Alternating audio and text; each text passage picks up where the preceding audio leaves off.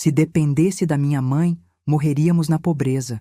Foi o que Renata disse em voz alta, rindo, com 23 pessoas olhando para mim. Minha filha, a menina que eu carreguei no colo, que eu vesti, alimentei e coloquei na escola com o dinheiro das minhas unhas e dos meus ossos. Ali, de pé no meio da sala decorada com balões rosa e ouropel dourado, ela disse aquilo como se fosse uma piada. E todos riram. Eu sorri também. Cortei o bolo normalmente, servi o prato da minha neta Isabela. Dei um beijo na testa da menina e continuei sorrindo durante todo o resto da tarde. Mas por dentro, algo que eu não sabia que ainda existia em mim começou a se mover. Silencioso, decidido, irreversível. Eu me chamo Neuza Cavalcante de Almeida. Tenho 67 anos, cabelo branco que cuido com orgulho, mãos marcadas por décadas de trabalho e uma voz que, quando precisa, não treme.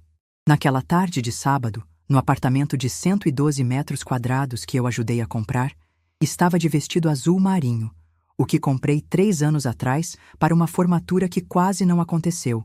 Segurei o garfo com firmeza, mastiguei devagar e não disse uma palavra. Mas para você entender o peso daquele momento, o que aquela frase significou para mim depois de tudo que eu vivi, preciso te contar como eu cheguei até aqui. Porque aquele aniversário da Isabela não foi o começo de nada. Foi o fim de uma paciência que eu cultivei por muito tempo, com muito custo. Trabalhei 31 anos como costureira. Comecei aos 16 anos numa oficina do Brás, em São Paulo, costurando zíper em calça jeans por um salário que mal pagava o ônibus. Fui aprendendo, fui crescendo.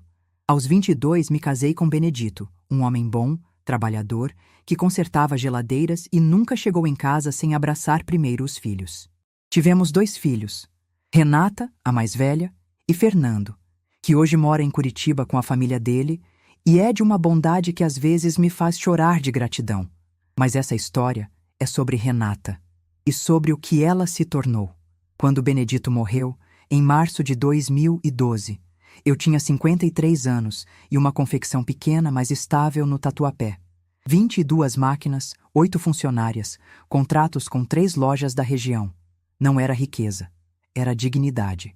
Era o resultado de 30 anos de madrugada, de dedo machucado em agulha, de negociação com fornecedor, de aprender a fazer nota fiscal, a calcular custo, a despedir com respeito e contratar com critério. Quando Benedito morreu, eu continuei, porque eu sabia que era isso que ele queria. Renata tinha 28 anos quando perdeu o pai. Já morava com Tiago Mesquita, o namorado que virou marido 2 anos depois. Tiago é publicitário. Bem apessoado, fala bonito, sabe usar palavras como quem usa armadilha, com cuidado, no lugar certo, para pegar você sem você perceber. No começo eu gostei dele. Achei que era um rapaz sério, que ia cuidar da minha filha. Demorei para entender que ele não ia cuidar de Renata. Ia usar Renata para cuidar dos próprios interesses e que a minha filha ia deixar. A Isabela nasceu em 2015, minha primeira neta. Aquela criança entrou no mundo e me fez sentir que tudo ainda tinha sentido.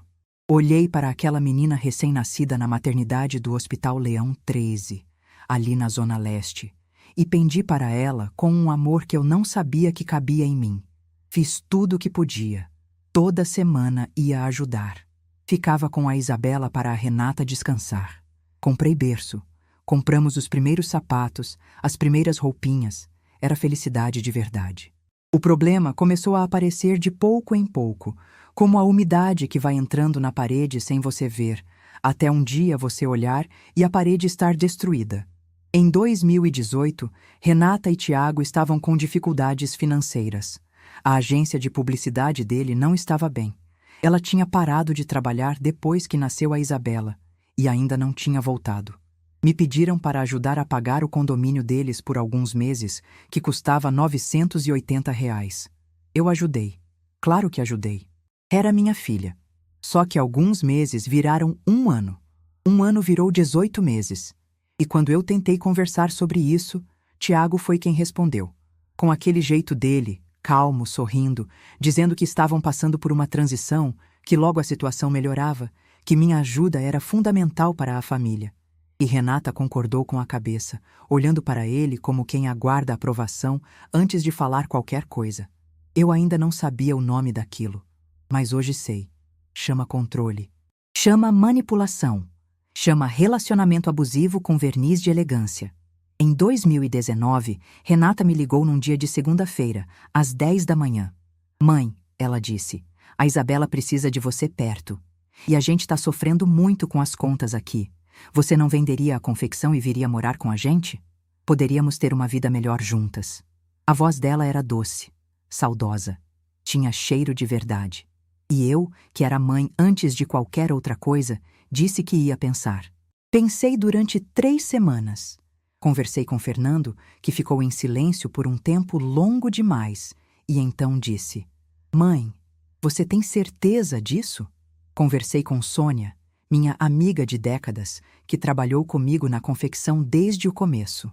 Ela olhou para mim com aqueles olhos escuros que conhecem tudo e disse: Neuza, você vai me dizer que seu coração não foi lá morar junto com a Isabela desde o dia que ela nasceu.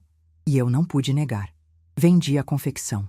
Recebi R$342 mil pela venda do negócio, pelo estoque e pelas máquinas. Tinha mais R$38 mil guardados numa poupança que abri quando Benedito morreu. R$380 mil no total. Uma vida inteira de trabalho convertida em número. Contribuí com R$120 mil para a compra do apartamento novo deles, no Ipiranga, numa rua tranquila perto de um parquinho que a Isabela adorava. 112 metros quadrados, sala ampla, 3 quartos, uma sacada com vista para o bairro. Registrei como contribuição de boa-fé para a família. Não pedi nada em troca. Não precisei. Era minha filha. Me instalei no menor quarto do apartamento, que dava para um corredor sem janela. Tinha 1,80 m por 2,50 m. Exatamente. Medi um dia com a fita métrica que sempre guardei na bolsa desde os tempos de costura. Coloquei minha cama, minha cômodazinha de madeira, a foto de Benedito na parede e a televisão pequena que comprei para ter um canto meu. O quarto cheirava a tinta nova e não tinha ventilação. Nos primeiros dias, achei que era temporário, que em breve ia ficar melhor, que ia ser diferente. Os primeiros meses foram razoavelmente tranquilos. Cuidei da Isabela, cozinhei, organizei a casa, encontrei meu lugar. Acordava às 6h30, fazia café, preparava o café da manhã da menina, levava ela para a escola às 7h45, voltava a pé porque gostava do ar da manhã. À tarde buscava, ajudava com a lição, brincava no parquinho. Renata saiu para trabalhar, conseguiu um emprego num escritório de contabilidade no Sacomã. Tiago continuava na agência. As contas estavam mais equilibradas. Pensei que tinha dado certo. Só que Tiago começou a mudar. Ou talvez ele sempre tivesse sido assim e eu só agora estava perto o suficiente para ver. Começou com comentários pequenos, na hora do jantar. Mãe Neuza, você temperou o feijão com muito sal hoje. Não dito com raiva, dito com aquele tom de quem está corrigindo com paciência, como se eu fosse uma criança que ainda estava aprendendo. Eu respondia que ia ajustar, e ele sorria, satisfeito. Renata não dizia nada, olhava para o prato. Depois vieram as regras. Não chamadas assim, claro. Eram sugestões, preferências, hábitos da casa. Que eu não deixasse sandálias no corredor, que eu não ligasse a televisão depois das 10 da noite, que eu avisasse antes de receber visita, que eu não comentasse sobre o dinheiro na frente da Isabela, que eu não mandasse mensagem no grupo de família sobre assuntos sérios, que assuntos sérios se resolviam pessoalmente. Cada uma dessas coisas, sozinha, parecia razoável. Juntas, construíam uma cerca, e eu estava dentro.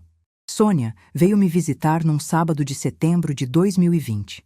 Trouxe coxinha e guaraná, que sempre foi nosso ritual de conversa séria. Sentamos na sacada porque Tiago estava trabalhando no quarto e eu não queria incomodar.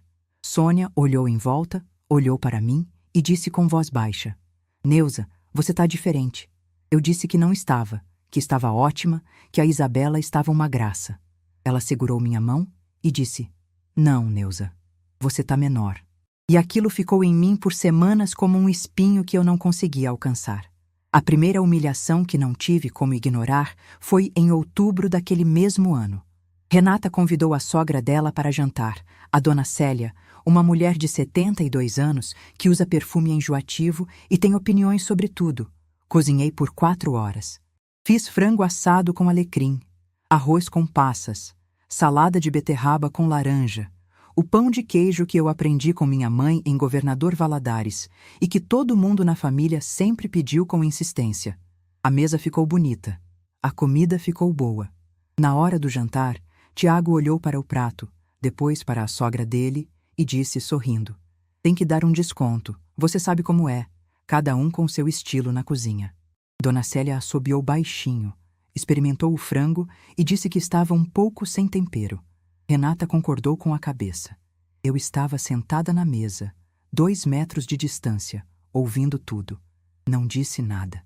Mastiguei devagar. Lembrei que minha mãe dizia que a melhor resposta para certas pessoas é o silêncio, porque elas esperam reação e, quando não vem, ficam menores sozinhas.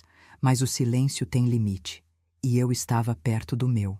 Se você quer saber o que aconteceu quando eu finalmente agi, o que estava escrito naquele bilhete que deixei antes de ir embora de madrugada e o que minha filha encontrou quando acordou no dia seguinte, deixa seu like aqui nesse vídeo, se inscreve no canal e ativa o sininho, porque essa história está apenas começando e o que vem a seguir vai te deixar de queixo caído. Em 2021, a pandemia acabou e o mundo voltou devagar a se mexer. Renata passou a trabalhar em regime híbrido, 3 dias em casa, 2 dias no escritório. Isso significava que agora eu dividia o espaço com ela durante a semana toda.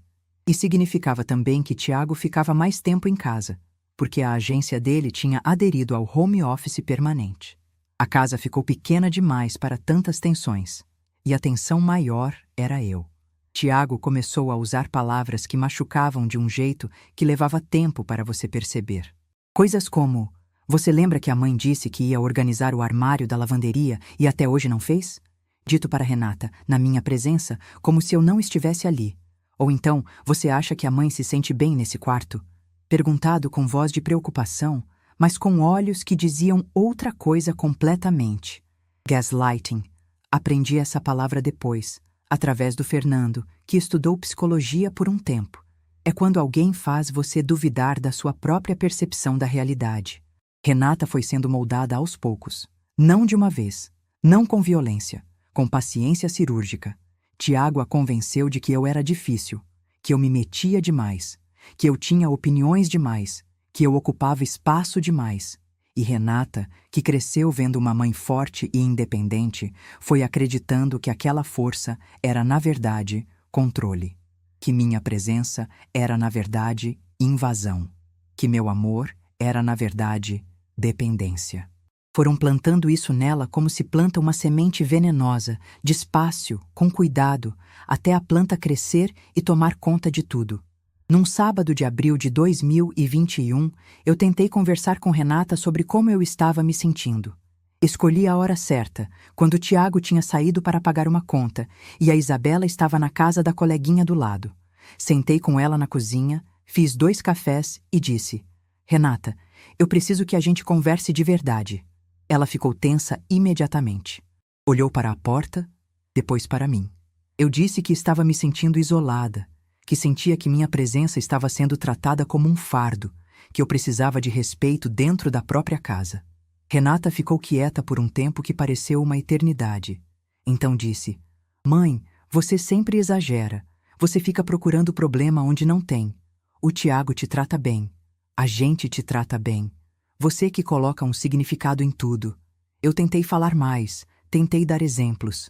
Ela se levantou, lavou a xícara e disse que precisava dobrar a roupa. A conversa acabou sem ter começado. Naquela noite, deitada no meu quartinho sem janela, ouvi Tiago e Renata conversando baixinho no corredor. Não entendi as palavras, mas entendi o tom. Era o tom de 2 pessoas decidindo algo. E aquela sensação gelada de quem percebe que está sendo administrada. Em julho de 2021, Tiago propôs na janta que eu passasse a contribuir mensalmente com as despesas da casa. R$ 2.200 por mês, sendo que eu já pagava o meu plano de saúde, as minhas roupas, as minhas coisas pessoais. A proposta foi apresentada como justa, como uma questão de equilíbrio, de cada um contribuir com o que pode. Renata concordou sem me olhar nos olhos. Eu disse que precisava pensar. Tiago disse que entendia, com aquele sorriso que não chegava aos olhos. Comecei a pagar, porque queria paz, porque achei que isso ajudaria, porque ainda acreditava que as coisas iam melhorar. O dinheiro que eu tinha da venda da confecção estava em aplicações no banco. Rendia o suficiente para eu viver com conforto sem precisar do dinheiro deles. Nunca pedi nada da casa deles, nunca mexi no dinheiro deles. Mas agora estava contribuindo com R$ 2.200 por mês para morar num quarto de 6 metros quadrados, cuidar da neta deles e cozinhar para os dois. Agosto de 2021 trouxe um episódio que ainda carrego na memória com uma nitidez dolorosa. Tiago tinha convidado amigos para assistir ao futebol no domingo à tarde. Chegaram 4 homens que eu não conhecia, mais as esposas deles. Eu tinha feito um assado de costela desde o meio-dia, com aquele cheirão de carne e alho que enchia o apartamento inteiro. A Isabela ficava rodando à minha volta na cozinha, provando o molho, feliz. Quando os convidados chegaram, Tiago foi receber todo mundo com braços abertos, apresentou Renata, apresentou os amigos entre si, mostrou o apartamento. Em nenhum momento me apresentou. Fiquei na cozinha servindo o prato, trazendo refrigerante, lavando o que vinha sujo. Um dos convidados me perguntou se eu era a faxineira. Respondi que era a avó da Isabela. Ele ficou sem graça. Eu sorri. Renata não disse nada. A humilhação foi completa e silenciosa. E quando os convidados foram embora, às 11 da noite, Tiago veio à cozinha onde eu ainda estava limpando e disse: "Ficou ótimo, mãe. Obrigado." E foi para o quarto. Aquilo me atravessou como uma agulha fria. A palavra obrigado para o trabalho de alguém que você nem se deu ao trabalho de apresentar durante a tarde inteira. Foi nessa noite que eu liguei para o Fernando. Eram 11h40. Ele atendeu no segundo toque, que é como as mães sabem que os filhos estão bem. Fernando disse: "Mãe, se você tivesse ligado às 2 da manhã, eu ia atender igualmente." Contei tudo. Ele ficou em silêncio. Depois disse: "Mãe, você precisa sair dali." Eu disse que não podia simplesmente abandonar a Isabela. Ele disse: "Mãe, você não pode ficar onde não te respeitam. A Isabela vai continuar sendo sua neta em qualquer circunstância." Essa conversa ficou em mim por semanas. Em outubro de 2021, uma coisa pequena quebrou algo grande dentro de mim. Eu tinha uma bolsa de couro marrom que era da minha mãe. Pequena, com alça fina, cheiro de couro antigo e um fecho dourado que rangia de um jeito que só aquela bolsa rangia. Minha mãe me deu quando eu casei. Ela morreu 3 anos depois, e a bolsa ficou como herança mais preciosa do que qualquer dinheiro. Eu usava raramente, só em ocasiões especiais. Guardava num saquinho de veludo no fundo da gaveta. Num domingo de manhã, procurei a bolsa para ir à missa com Sônia. Não estava no lugar. Fui na sala, no armário da Renata, no quarto de hóspedes. Não estava em lugar nenhum. Perguntei para Renata, que disse não ter visto. Perguntei para Tiago, que disse não saber. À tarde, vi uma foto que Renata tinha postado no Instagram na semana anterior. Ela estava em um jantar com amigas, vestido preto, brinco dourado, e a bolsa de couro marrom da minha mãe pendurada no ombro. Eu fiquei olhando para a tela do celular por um tempo longo sem conseguir me mover. Aquele objeto não era um objeto. Era a última coisa material que ligava minha mãe a mim. Chamei Renata e mostrei a foto. Ela olhou e disse: "Ah, mãe, eu pensei que você não usava mais." Não pediu desculpa. Não me devolveu a bolsa imediatamente. Disse que depois ia procurar. Eu disse com a voz mais firme que tive coragem de usar em muito tempo: "Renata, aquela bolsa é da sua avó." Ela disse: "Eu sei, mãe. Não se preocupa." E saiu do cômodo. Tiago passava a usufruir do dinheiro que eu contribuía mensalmente de formas que eu fui descobrindo aos poucos. Uma viagem que eles fizeram para Gramado em agosto, sem me convidar, que durou 5 dias. Uma reforma na cozinha que foi feita em novembro, com granito novo e torneira italiana, onde meu nome nunca foi mencionado na conversa sobre custo. Um sofá novo de couro bege que chegou numa sexta-feira e custou R$ 4.800, conforme eu vi acidentalmente na nota fiscal que estava em cima da mesa. E eu continuava dormindo no quartinho sem janela, contribuindo com R$ 2.200 por mês, cozinhando, limpando, cuidando da Isabela. Numa manhã de dezembro, cheguei na cozinha às 6h30, como sempre. A Isabela ainda dormia. Tiago estava sentado na mesa, tomando café, com o notebook aberto. Ele levantou os olhos para mim e disse: Mãe Neuza, a gente precisa conversar. Sente-se. Aquele começo de frase sempre anuncia coisa ruim. Sentei. Ele fechou o notebook com aquela calma que me incomodava desde o início, juntou as mãos e disse que ele e Renata estavam pensando que talvez fosse melhor para todo mundo se eu tivesse um espaço mais meu, que eles queriam privacidade enquanto casal, que a Isabela estava crescendo e precisava de mais independência, que talvez uma casinha ou um apartamento pequeno aqui perto fosse mais saudável para todo mundo. Eu perguntei, calmamente, se ele estava me pedindo para sair. Ele disse: Não, não é isso. É uma conversa. Estamos abertos a outras ideias. Perguntei se Renata sabia dessa conversa. Ele disse que sim, que era uma decisão conjunta. Perguntei se eu poderia conversar com ela diretamente. Ele disse que claro, que eles eram um time. E sorriu. Renata entrou na cozinha 15 minutos depois. Eu estava ainda sentada no mesmo lugar, com a xícara de café esfriando na minha mão. Ela me olhou para Tiago e disse: Mãe, você já conversou com ele? Disse que sim. Ela disse: É o que é melhor para todos. E você vai entender isso com o tempo. Eu perguntei: Renata, você quer que eu saia? Ela disse: A gente só quer que você tenha um espaço seu. E aquela diferença entre o que ela disse e o que ela quis dizer era um abismo inteiro. Saí da cozinha. Fui para o meu quartinho. Sentei na cama e fiquei olhando para a foto do Benedito por um longo tempo. Ele tinha um jeito de sorrir nas fotos que parecia que sabia de algum segredo. Eu disse em voz baixa: Bené, você não acredita no que sua filha está fazendo comigo. Não chorei. Não me sinto uma mulher que chora de fraqueza. Mas senti uma dor surda, profunda, que desce pela espinha como água fria. Naquela noite, liguei para Fernando de novo. Contei a conversa. Fernando ficou em silêncio por mais tempo que da outra vez. Depois disse: Mãe, me dá 15 dias. Só 15 dias. Não faz nada ainda. Eu perguntei o que ele ia fazer. Ele disse: Cuida de você. Eu disse que sim. Nos dias seguintes, observei tudo com olhos diferentes. Observei como Tiago falava com Renata, como ela concordava antes de terminar a frase dele. Observei como ele usava o cartão deles sem nunca comentar os valores. Observei como ela raramente tomava uma decisão sem olhar para ele primeiro. Observei como as regras da casa eram sempre as regras dele, apresentadas como decisões dos dois. Observei como ele nunca levantava a voz, porque não precisava. A voz dele tinha outra ferramenta. Ela se chamava aprovação. Ele dava ou tirava a aprovação de Renata como quem liga ou desliga uma torneira.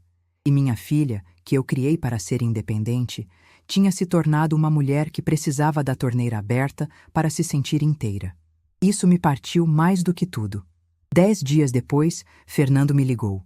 Tinha voado de Curitiba para São Paulo sem me avisar. Me encontrei com ele num café da Vila Mariana, a 3 quarteirões do apartamento. Ele chegou com uma pasta e com os olhos fundos de quem não dormiu direito. Sentou, pediu 2 cafés e disse: Mãe, eu passei as últimas 2 semanas conversando com um advogado. Me contou o que tinha descoberto. Tiago tinha uma dívida de R$ 96 mil com uma financeira, contraída 3 anos antes de eu entrar na casa deles. Uma dívida que estava crescendo com juros, que ele escondia de Renata usando uma conta corrente que ela não sabia que existia. As R$ 2.200 que eu pagava por mês tinham ido, pelo menos parte delas, para cobrir os juros dessa dívida.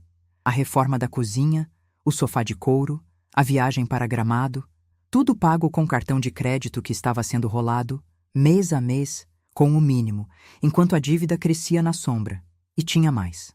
O apartamento que eu ajudei a comprar com R$ 120 mil tinha sido colocado como garantia num empréstimo de 60 mil que Tiago tomou em agosto de 2020, sem contar para Renata, usando a procuração que ela tinha assinado anos antes para facilitar questões burocráticas do casal. Fernando tinha o documento. Eu segurei o café, olhei para o meu filho e disse: Fernando, sua irmã sabe disso? Ele disse que não. Disse também que o advogado que consultou era especialista em direito de família e tinha orientado que eu tinha direito legal sobre parte do imóvel, dada a minha contribuição documentada. A venda da confecção estava documentada. A transferência dos 120 mil estava registrada em cartório como contribuição financeira minha para a compra do imóvel. Eu tinha guardado todos os comprovantes, porque sou filha de mãe nordestina que criou os filhos com pouco e ensinou que papel guardado é proteção. Fernando olhou para mim por um momento longo e disse: Mãe, você nunca foi uma mulher que dependeu de ninguém para nada. Você não precisa depender agora. Eu perguntei o que ele estava propondo.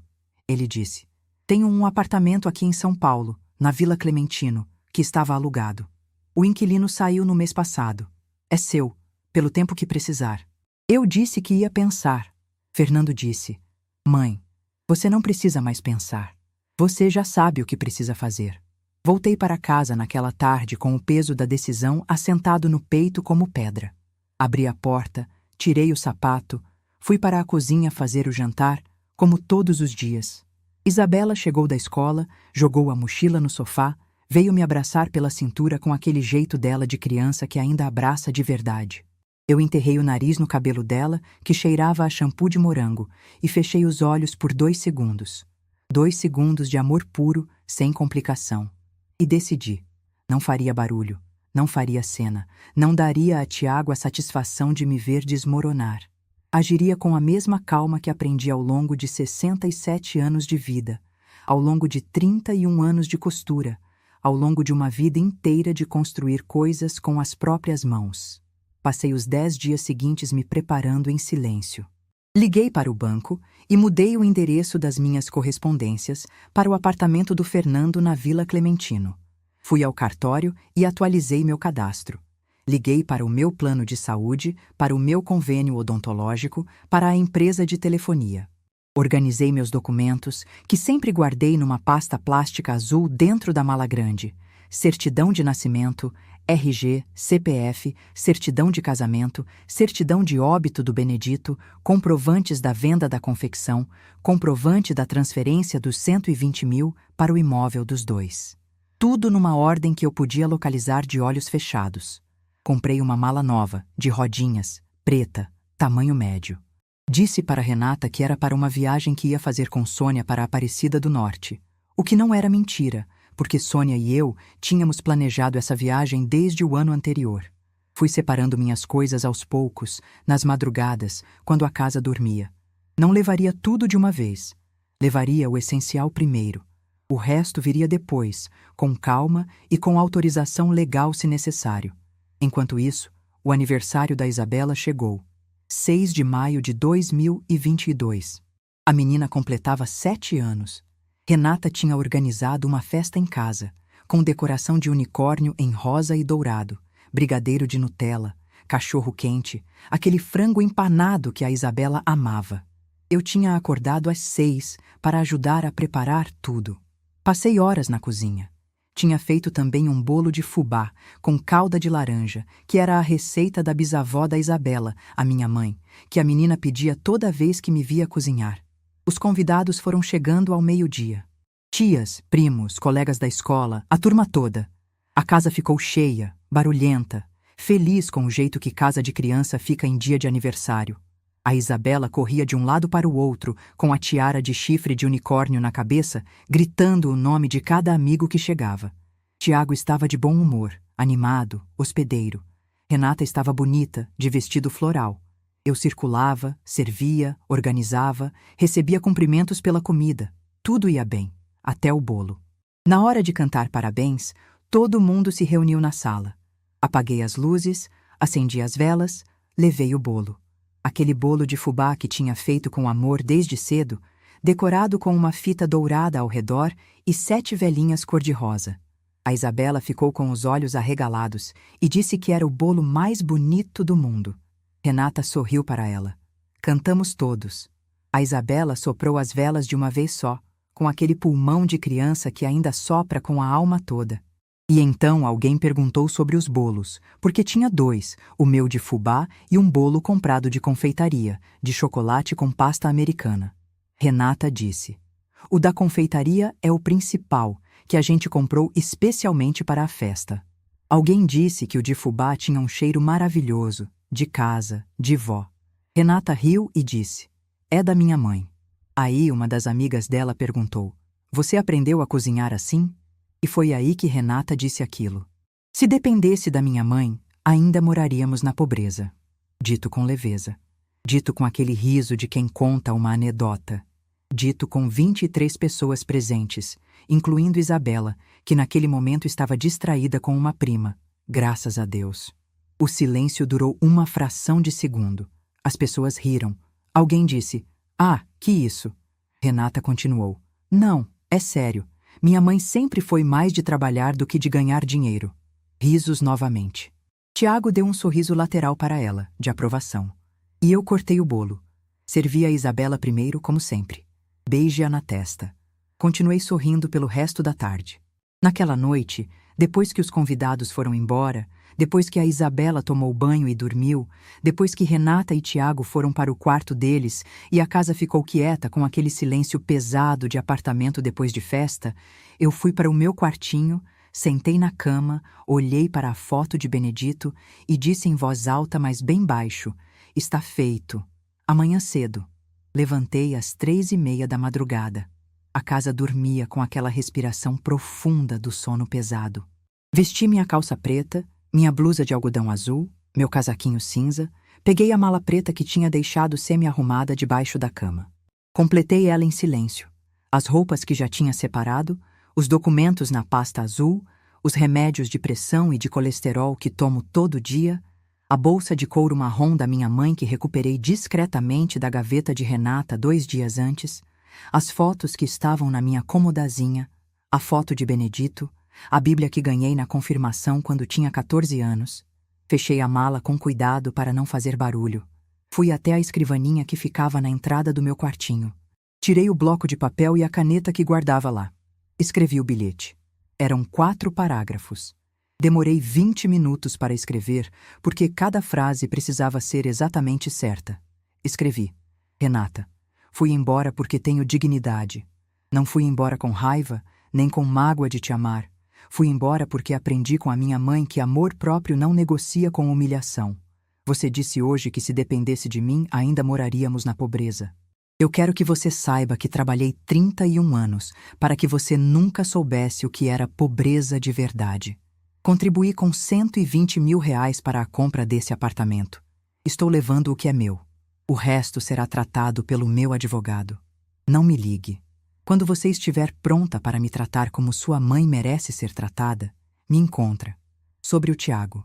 Tem coisas que você precisa saber e que ele está te escondendo. Pergunta para ele sobre a conta que você não sabe que existe. Pergunta sobre o empréstimo no apartamento de vocês. Te amo, mamãe. Dobrei o bilhete. Escrevi Renata na frente com letra de forma.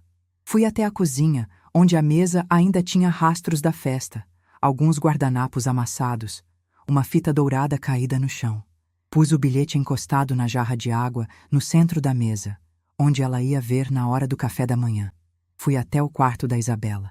Abri a porta com cuidado. A menina dormia de lado, com o urso de pelúcia branco que eu tinha dado para ela no Natal debaixo do braço. O quarto cheirava a shampoo de morango e ao perfume suave do creme que Renata passava na pele dela toda a noite. Fiquei parada na porta por um momento. Não entrei para não arriscar acordar. Disse em silêncio para aquela criança que eu amava com uma força que não cabia em palavras: "Você vai estar bem. Vovó vai continuar aqui. Do jeito certo." Peguei a mala, atravessei a sala, abri a porta de entrada com a chave que eu ainda tinha, fechei a porta atrás de mim. O elevador desceu em silêncio. No térreo, empurrei o carrinho da mala pelo saguão que cheirava a piso recém-encerado. Saí pelo portão de vidro para a rua. Fernando estava estacionado do lado de fora. Tinha dirigido de Curitiba na véspera e dormido num hotel aqui perto. Quando me viu saindo com a mala, desceu do carro sem dizer nada. Abriu o porta-malas, colocou minha mala dentro, fechou. Abriu a porta do passageiro para mim. Eu sentei. Ele entrou no lado do motorista. Me olhou. Mãe, disse ele. Eu disse, vamos. São Paulo às 4 da manhã tem uma beleza estranha. As ruas largas, quase vazias, só os caminhões de entrega, os taxistas, os trabalhadores da madrugada. As luzes dos postes fazendo poças amarelas no asfalto molhado de garoa. Fernando dirigiu devagar. Não colocou música. Eu olhei pela janela e senti aquela coisa curiosa que eu só consigo chamar de paz. Não euforia, não alívio, paz. A paz de quem tomou a decisão certa e sabe disso no fundo dos ossos. O apartamento da Vila Clementino era no 5º andar de um prédio cor de cimento, com varanda pequena que dava para uma rua tranquila, com árvores. 2 quartos, sala, cozinha com janela. Fernando tinha deixado o básico arrumado. Cama feita, toalhas no banheiro, geladeira com leite, ovos, manteiga e pão. Em cima da mesinha da cozinha, deixou uma nota escrita à mão. Bem-vinda em casa, mãe. Te amo. Fernando. Sentei na varanda com um copo de água. O bairro dormia. Uma gata laranja atravessou a rua devagar lá embaixo. A garoa tinha parado e o cheiro de terra molhada subia da calçada. Eu fiquei ali por um tempo que não soube medir, olhando para a rua, respirando. Às 6h48 da manhã, meu celular tocou. Era Renata. Deixei tocar. Tocou 4 vezes naquele dia. Não atendi nenhuma. Na 5ª ligação, às 10 da manhã, atendi e disse apenas: Renata, quando você estiver pronta para a conversa que eu mereço ter com minha filha, me liga. Ela começou a falar, a voz agitada. Eu disse novamente: quando você estiver pronta. E desliguei. Tiago me mandou uma mensagem às 11 da manhã. Dizia: Mãe Neuza, eu entendo que a senhora está chateada, mas vamos resolver isso de forma adulta, sem advogados, tá bom? A família é o mais importante. Apaguei a mensagem sem responder. Nos dias seguintes, fui entendendo o que Fernando queria dizer quando dizia que eu precisava saber de certas coisas.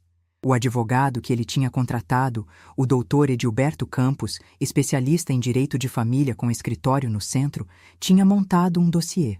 A dívida de Tiago com a financeira somava agora R$ 104.000, corrigida com juros e multa dos 3 anos de atraso. O empréstimo de 60 mil, usando o apartamento como garantia, estava vencido há 2 meses. Se não fosse pago, o apartamento entrava em processo de execução. Renata não sabia de nada disso. O doutor Edilberto me explicou que minha contribuição de 120 mil estava documentada em cartório como participação financeira na aquisição do imóvel. Isso me dava, na ausência de contrato específico em contrário, uma base legal para reivindicar participação proporcional no bem. Não era certeza absoluta, mas era fundamento sólido o suficiente para que qualquer juiz levasse a sério. Era barganha, era proteção. Era o papel guardado que minha mãe me ensinou a sempre guardar. Mas antes de qualquer ação legal, o doutor Edilberto sugeriu uma coisa: que eu permitisse que as informações sobre a situação financeira de Tiago chegassem até Renata de forma que ela pudesse verificar por conta própria, sem que eu parecesse estar fazendo acusação. Porque a acusação de mãe contra marido da filha, o advogado disse com a experiência de quem já viu isso muitas vezes, raramente produz o resultado certo. A filha defende o marido por instinto. Mas quando a filha descobre sozinha, quando ela encontra a evidência por conta própria, aí é diferente. Aí é real. Aí não tem como negar. Concordei com o plano. Fernando conhecia uma amiga de Renata, Maria Fernanda, que trabalhava com ela no escritório e com quem Renata almoçava toda quarta-feira. Uma mulher inteligente e leal, segundo Fernando. Maria Fernanda também não gostava de Tiago. Tinha visto coisas ao longo dos anos que a incomodavam. Fernando conversou com ela, explicou a situação com cuidado. Perguntou se ela poderia, de forma orgânica, perguntar para Renata certas coisas em certa ordem. Maria Fernanda disse que sim. Na quarta-feira seguinte, durante o almoço, Maria Fernanda perguntou para Renata como estavam as finanças da casa. Renata disse que estavam bem, estabilizando. Maria Fernanda disse que estava perguntando por que tinha visto no Detran o carro de Tiago com o nome de uma financeira como registro de alienação fiduciária, o que significava que o carro estava sendo usado como garantia de alguma dívida. Renata ficou quieta. Disse que não sabia disso. Maria Fernanda disse: deve ser alguma coisa de negócio, mas vale checar, né? E mudou de assunto. Naquela noite, Renata verificou. Encontrou o extrato da conta que ela não sabia que existia, porque Tiago tinha sido descuidado o suficiente para salvar a senha no computador do casal que ela usava eventualmente. Encontrou os lançamentos, encontrou o empréstimo, encontrou a dívida. E descobriu sozinha. Fernando me ligou às 23h30 daquela noite. Mãe, ele disse, a Renata ligou para mim. Está chorando. Quer falar com você amanhã. Perguntei como ele achava que eu devia estar quando ela ligasse. Ele disse: do jeito que você é, mãe. Simples assim. Renata me ligou às 10 da manhã do dia seguinte. Quando ela falou, a voz dela tinha aquele cheiro de vergonha misturado com dor que eu reconheci, porque é a voz que eu mesma já usei algumas vezes na vida. A voz de quem precisa pedir perdão por algo grande e não sabe bem como começar. Mãe, ela disse. Só isso no começo. E eu disse: estou ouvindo, minha filha. Ela contou o que tinha descoberto. Chorou. Disse que não sabia. Disse que se sentia idiota. Disse que tinha defendido Tiago de mim, que tinha acreditado nele quando ele dizia que eu era difícil, que eu me intrometia, que eu queria controlar a vida deles. Disse que tinha repetido essas coisas para mim sem perceber que estava sendo usada para afastar a própria mãe. Disse: mãe, você disse no bilhete que me ama. Eu preciso saber se ainda me ama. Eu disse que sim, sem hesitar, porque era verdade. Disse a ela que amor de mãe não é condicional, que eu não fui embora por não amá-la. Fui embora por me amar. E porque precisava que ela me visse de verdade, sem o filtro que Tiago tinha colocado nos olhos dela ao longo de anos de manipulação cuidadosa. Perguntei se ela queria saber tudo. Ela disse que queria. Expliquei com calma sobre a dívida da financeira, sobre o empréstimo no apartamento, usando a procuração dela sem consentimento, sobre os valores que desapareciam das contribuições mensais para pagar juros de dívida que ela desconhecia. O Dr. Edilberto tinha tudo documentado. Renata ficou em silêncio por muito tempo. Depois disse em voz baixa: ele me usou. Disse isso com a voz de quem acaba de entender o tamanho de algo. Disse a ela: Renata, você foi manipulada por alguém que era muito habilidoso nisso. Isso não é fraqueza sua. Mas agora você sabe. E agora você precisa decidir o que vai fazer com esse conhecimento. Perguntou se eu ia entrar na justiça. Expliquei sobre o meu direito proporcional ao imóvel, sobre o que o Dr. Edilberto tinha levantado. Disse que não era meu objetivo tomar o apartamento dela. Era meu objetivo garantir que o que era meu fosse respeitado. E que se a situação fosse resolvida de forma justa, não precisaria ser pela via judicial, mas que eu tinha documentação para sustentar minha posição se precisasse. Tiago foi confrontado por Renata naquela tarde. Fernando me contou depois, porque Renata ligou para ele aos prantos no meio do confronto. Tiago primeiro negou, depois minimizou, depois culpou o mercado financeiro, as circunstâncias, a crise, o destino. Quando Renata apresentou as evidências que ela mesma tinha encontrado, ele mudou de tática e disse que tinha feito tudo para proteger a família, que não queria preocupá-la, que ia resolver tudo. Renata disse que tinha ligado para um advogado, e Tiago ficou quieto pela primeira vez em muito tempo. Nos 3 dias seguintes, o Dr. Edilberto negociou com o advogado que Tiago contratou às pressas. O resultado foi um acordo. Tiago assumia integralmente a dívida da financeira, quitava o empréstimo no apartamento e eu recebia de volta R$ 80 mil dos 120 que tinha contribuído, documentado e registrado em 3 parcelas com prazo de 18 meses. Não era o valor total, mas era justo, era real, e o Dr. Edilberto disse que era o melhor acordo possível sem uma batalha judicial longa que ia custar tempo e energia de todos. Concordei. Assinei. Renata pediu que Tiago saísse do apartamento durante um período de reflexão do casal. Ele foi morar com a mãe dele, a dona Célia, do perfume enjoativo, que aparentemente achou tudo muito dramático e disse que a culpa era da interferência da sogra. Mas isso não era mais meu problema. A Isabela ficou sem entender direito o que estava acontecendo. 7 anos é uma idade em que a criança sente tudo, mas não tem vocabulário para nomear. Renata explicou para ela que o papai e a mamãe estavam precisando de um tempo para pensar, que tudo ia ficar bem, que a vovó Neuza estava bem e que em breve iam se ver. A menina foi resiliente da maneira que crianças amadas costumam ser. 3 semanas depois que eu fui embora, Renata foi me visitar no apartamento da Vila Clementino. Foi um sábado de manhã. Trouxe pão de queijo comprado numa padaria aqui do bairro, que eu achei tocante porque ela sabia que eu gostava. Sentamos na varanda com café. A rua estava quieta. Uma senhora passava com um cachorro pequeno, cor de caramelo, que latiu para um pombo que não ligou nenhum. Renata me olhou por um longo tempo antes de falar. Depois disse: Mãe, eu disse aquela coisa no aniversário da Isabela. Aquela coisa sobre a pobreza. Eu sei que você ouviu. E eu sei que doeu. Eu disse que tinha doído, sim, ela disse. Eu não sei de onde veio aquela crueldade em mim. Eu não acredito que eu tenha dito aquilo. Fiquei em silêncio. Ela continuou.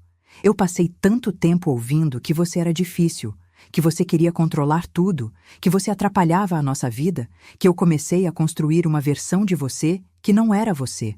Era uma versão que ele precisava que eu acreditasse. E eu acreditei. Disse a ela que entendia, que manipulação sofisticada não é fraqueza de quem é manipulado, é habilidade criminosa de quem manipula, que eu a amava antes de tudo isso e ia amá-la depois, mas que precisávamos de honestidade entre nós dali para a frente, sem filtros, sem terceiros, decidindo o que a gente sentia uma pela outra. Ela disse que sim.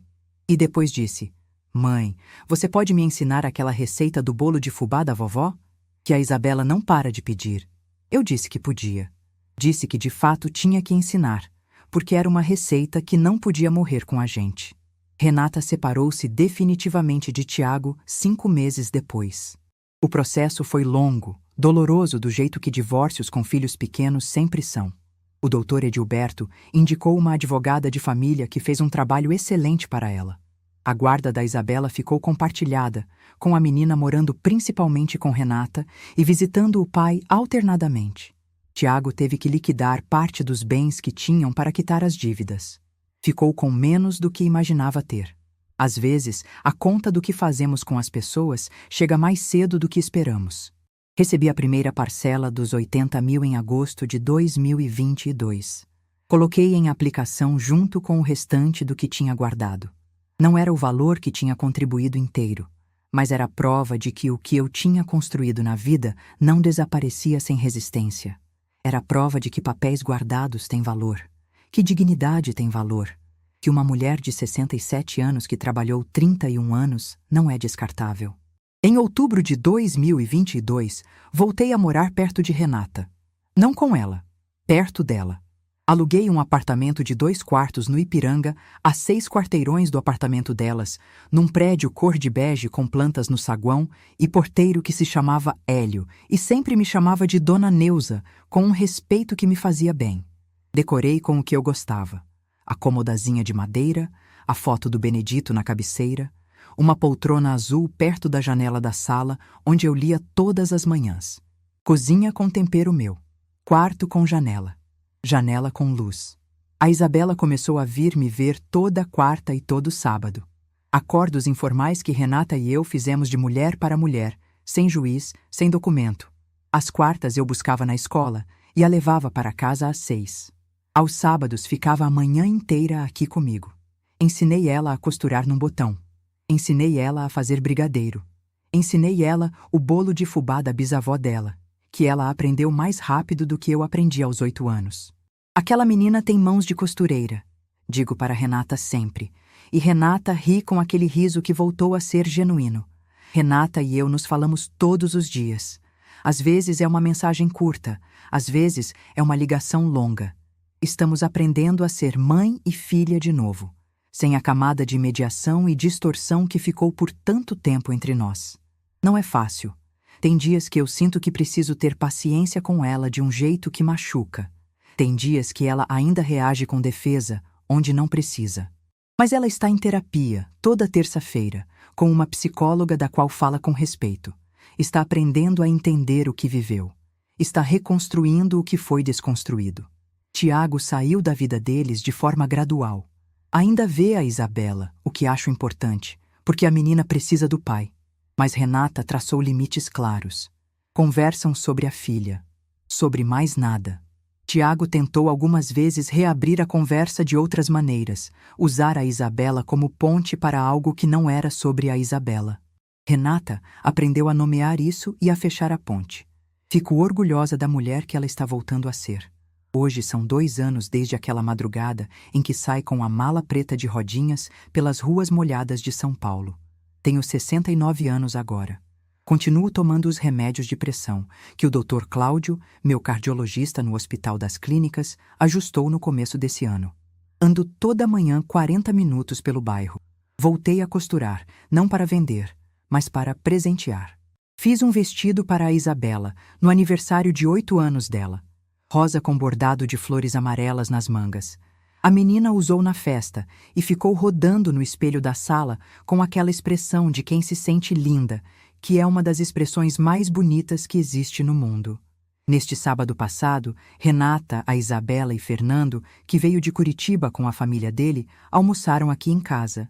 Fiz feijão tropeiro, couve refogada, arroz com pequi que aprendi numa viagem a Goiás quando tinha 32 anos e nunca esqueci. A casa ficou cheia com aquele cheiro que só a comida feita com prazer tem, aquele cheiro de acolhimento, de pertencer. A Isabela ficou sentada no balcão da cozinha, me observando cozinhar, como faz sempre, fazendo perguntas sobre cada tempero, cada ingrediente. Fernando ficou olhando para mim durante o almoço com aquele olhar que os filhos têm quando estão querendo guardar um momento. Depois do café, quando as crianças foram brincar na sala e Renata foi lavar os pratos, ele se aproximou e disse em voz baixa: "Mãe, você tá bem?" E eu disse que sim, que estava muito bem. Ele disse: "Você sabia que ia dar certo?" E eu pensei por um momento e disse: "Não, mas eu sabia que era certo fazer. São coisas diferentes." Renata voltou da cozinha e sentou ao meu lado à mesa. Ficamos as 3 assim, ela, eu e Fernando, num silêncio que não era vazio. Era cheio. Era o silêncio de família que passou por coisa difícil e chegou do outro lado. Ela me olhou e disse: "Mãe, eu nunca mais vou dizer aquela coisa. Sabe qual?" Eu disse que sabia. Ela disse: "E eu nunca vou deixar que alguém te trate mal na minha frente sem que eu fale. Nunca mais." Eu peguei a mão dela. Não disse nada. Não precisava. A Isabela veio correndo da sala com um desenho que tinha feito durante o almoço. Era um desenho a lápis de cor de 3 figuras. Uma alta no meio, 2 menores dos lados, todas com cabelo amarelo e sorrisos grandes. Embaixo, na letra torta de quem está aprendendo a escrever, ela tinha escrito: "Eu, mamãe e vovó Neuza." A mais alta era eu. Pensei naquele momento no que a vida vai escolhendo para nos ensinar. Na forma como as maiores dores às vezes chegam de onde menos esperamos, das pessoas que mais amamos, das bocas que deveriam nos proteger. Pensei em como é possível continuar de pé quando tudo parece estar desmoronando, não porque a gente é super-herói, não porque não sente, mas porque em algum lugar fundo da gente existe uma coisa que se recusa a se dobrar. Chamo de dignidade. Minha mãe chamava de caráter. Benedito chamava de espinha dorsal. Não importa o nome. Importa que estava lá quando precisei. Não virei embora daquela casa por ser forte. Fui embora porque aprendi que aguentar em silêncio não é amor. É martírio sem testemunha. Que filho amado não é filho que nunca causa dor. É filho que, quando causa, tem a capacidade de reconhecer e de mudar. Que família não é um contrato imodificável de suportar qualquer coisa. É uma escolha diária de respeito mútuo. E quando esse respeito falta, alguém precisa ter coragem de dizer que falta. Olhei para o desenho da Isabela. A figura alta no meio com o cabelo amarelo e o sorriso grande. Dobrei o papel com cuidado e guardei na bolsa. A bolsa de couro marrom da minha mãe, de fecho dourado que range de um jeito que só aquela bolsa ranga no mundo inteiro. Se essa história tocou seu coração de alguma forma, se em algum momento você se viu nessa jornada, seja como filha, como mãe, como alguém que já se sentiu menor do que merecia dentro de uma casa que ajudou a construir, deixa seu comentário aqui embaixo contando de onde você está assistindo. Me diz sua cidade, seu estado, o que essa história acordou em você. E se conhece alguém que está passando por algo parecido, alguém que precisa ouvir que nunca é tarde para recomeçar, que dignidade não tem prazo de validade, que amor de verdade também sabe ter limites, compartilha esse vídeo. Deixa seu like, se inscreve no canal e ativa o sininho, porque aqui a gente conta histórias que são de verdade, que têm peso, que ficam. Um abraço forte de mim para você. E lembra sempre, você é mais forte do que você imagina. Muito mais forte.